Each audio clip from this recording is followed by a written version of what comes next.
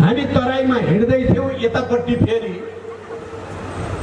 यो गठबन्धन सरकारको जनविरोधी क्रियाकलापबाट असन्तुष्ट भएका जनता, निराश भएका जनतालाई भ्रम दिएर फेरि एक थरी इतिहासबाट परास्त भएर मिल्काइएका शक्तिहरू फेरि बाटामा देखा परे।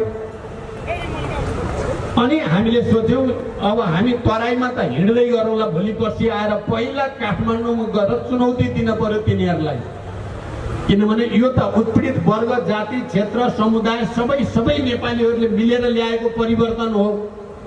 यसको रक्षा गर्ने जिम्मेवारी जसले यसलाई जन्माएको हो त्यसैको मुख्य जिम्मेवारी हुन्छ। आज समावेशिता, समानुपातिकता, संघीयता, गणतन्त्र, धर्मनिरपेक्षता सबैको जन्मदाता मुख्य रूपमा माओवादी हो। त्यसमा गिरिजा प्रसाद कोइराला जसले शान्ति सम्झौतामा हस्ताक्षर गरे उहाँहरू पनि हो। उहाँहरूको साथ नभएको भए पनि हामी संविधान सभा र गणतन्त्रमा यति छिटै पुग्न गाह्रो हुन्थ्यो होला। तर यसको मुख्य जननी, जन्मदाता चाहिँ माओवादी केन्द्र नै हो।